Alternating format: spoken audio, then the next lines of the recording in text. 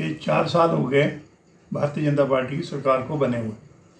4 साल तक जब पहला वर्ष आया तो उस टाइम से लेके ये खेल नीति के नाम पर नौजवानों को जो है वो भ्रमित करते रहे।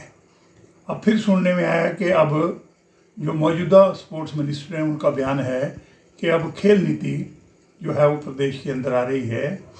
मैं ये कहना चाहूँगा, जब पहला साल था तो स्पोर्ट्स मिनिस्टर और थे और उस समय उन्होंने कहा था कि हरियाणा की तर्ज पे हम खेल नीति लेके आएंगे। हरियाणा में कोई खेल नीति नहीं है, वो एडमिनिस्ट्रेटिव जो ऑर्डर्स हैं जो भी वो करते हैं।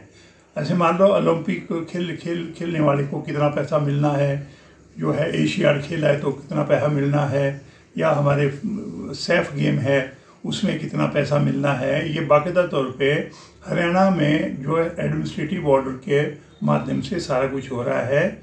और हरियाणा में कोई खेल नीति नहीं है। पहले तो स्पोर्ट्स मिनिस्टर ये बताए कि जो पहले सरकार ने, भारतीय जनता पार्टी की सरकार ने ये कहा कि हम खेल नीति लेके आएंगे, तो वो 4 सालों तक क्यों नहीं आए। अब कारण क्या है कि अब क्योंकि चुनाव आने वाले हैं तो इनको नए नए शगुफे नज़र आएंगे। अब खेल नीति लाना चाहेंगे तो लोगों को भ्रमित करने के लिए लाना चाहेंगे।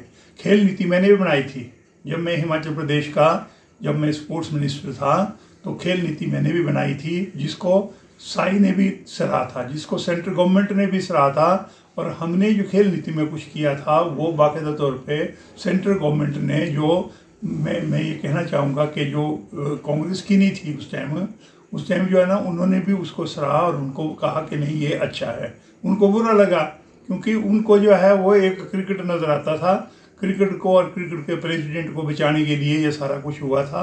आज मैं कहना चाहूँगा, अगर आज की तारीख में ये कह रहे हैं कि नई स्पोर्ट्स नीति लाना चाह रहे हैं तो बाकायदा तौर पे लोगों में इस चीज़ को जो है वो लोगों में लेके जाना चाहिए, नौजवानों में लेके जाना चाहिए कि ये स्पोर्ट्स नीति है क्या।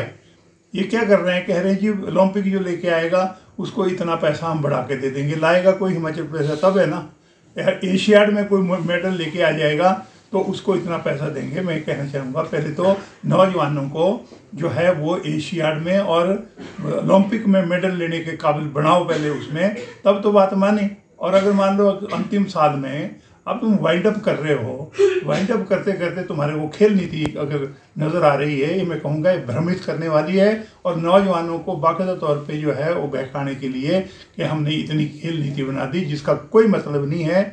बाकायदा तौर पे खेल को जो है बढ़ावा देने के लिए और कार्यक्रम है, जो कार्यक्रम चलने चाहिए, लेकिन वो कार्यक्रम नहीं चल पा रहे।